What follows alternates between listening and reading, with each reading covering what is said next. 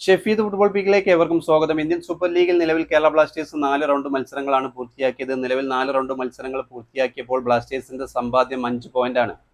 കൊച്ചി കലൂർ സ്റ്റേഡിയത്തിൽ 2 മത്സരം കളിച്ചു. നോർത്ത് ഈസ്റ്റിലും ഒഡീഷയിലും പോയി ഓരോ മത്സരങ്ങൾ കളിച്ചു. നിർണായകമായ 2 പോയിന്റും നേടി.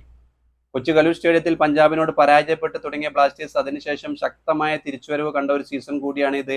ഒന്നിനെതിരെ 2 ഗോളുകൾക്ക് ഈസ്റ്റ് ബംഗാളിനെ പരാജയപ്പെടുത്തിയാണ് കേരള ബ്ലാസ്റ്റേഴ്സ് ഈ സീസണിൽ അവരുടെ തിരിച്ചുവരവ് നടത്തിയത്. എന്തായാലും നോർത്ത് ഈസ്റ്റിലും ഒഡീഷയിലും പോയി തകർപ്പൻ പ്രകടനം കാഴ്ചവെച്ച ബ്ലാസ്റ്റേഴ്സ് നിർണായകമായ ഓരോ പോയിന്റുകൾ നേടിയിരുന്നു. തുടർച്ചയായ 3ാം എവേ മത്സരം കൂടിയാണ് ഇടവേളയ്ക്ക് ശേഷം കേരള ബ്ലാസ്റ്റേഴ്സിന് വരാനുള്ളത്. മുഹമ്മദൻ സ്പോർട്ടിംഗ് അവരുടെ ഗ്രൗണ്ടിൽ ഒക്ടോബർ 20-നാണ് കേരള ബ്ലാസ്റ്റേഴ്സിനെ നേരിടുന്നത്.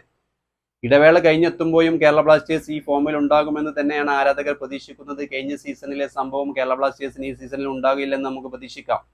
കഴിഞ്ഞ സീസണിലാണെന്ന് തോന്നുന്നു ഇടവേളയ്ക്ക് മുമ്പ് കേരള ബ്ലാസ്റ്റേഴ്സ് മികച്ച ഫോമിലായിരുന്നു. അതിനുശേഷം ബ്ലാസ്റ്റേഴ്സിന്റെ പ്രകടനം മോശമാകുന്നു. താരങ്ങൾക്ക് പരിക്ക് പറ്റി. ബ്ലാസ്റ്റേഴ്സിന്റെ അവരുടെ പ്രകടനത്തെ മൊത്തത്തിൽ അത് ബാധിച്ചിരുന്നു. പുതിയ സീസണിൽ അത് ഉണ്ടാകില്ല എന്ന് തന്നെ പ്രതീക്ഷിക്കാം. എന്തായാലും ഒക്ടോബർ 20-ന് മുഹമ്മദൻ സ്പോർട്ടിംഗ് കേരള ബ്ലാസ്റ്റേഴ്സിനെ നേരിടുകയാണ്. എവേ മത്സരത്തിൽ കേരള ബ്ലാസ്റ്റേഴ്സിന്റെ തുടർച്ചയായ 3ാം എവേ മത്സരമാണ് ഇനി. അതിനുശേഷം കേരള ബ്ലാസ്റ്റേഴ്സ് കൊച്ചി കലൂർ സ്റ്റേഡിയത്തിൽ ഒക്ടോബർ 25-ന് നേരിടുന്നത് ബാംഗ്ലൂർ FC ആണ്. എന്തായാലും ആരാധകരൊക്കെ വളരെ ആകാംക്ഷയോട് കൂടിയാണ് മുഹമ്മദൻ സ്പോർട്ടിങ്ങിനെതിരെ ഈ ഒരു പ്രകടനം ബ്ലാസ്റ്റേഴ്സ് കാഴ്ചവെച്ച് കൊച്ചി കലൂർ സ്റ്റേഡിയത്തിൽ ബാംഗ്ലൂർ FC നേരിടാനെത്തുമ്പോൾ ബ്ലാസ്റ്റേഴ്സ് ഒരു മികച്ച ഫോമിലായിരിക്കുമെന്ന് തന്നെയാണ് ആരാധകരൊക്കെ പ്രതീക്ഷിക്കുന്നത്.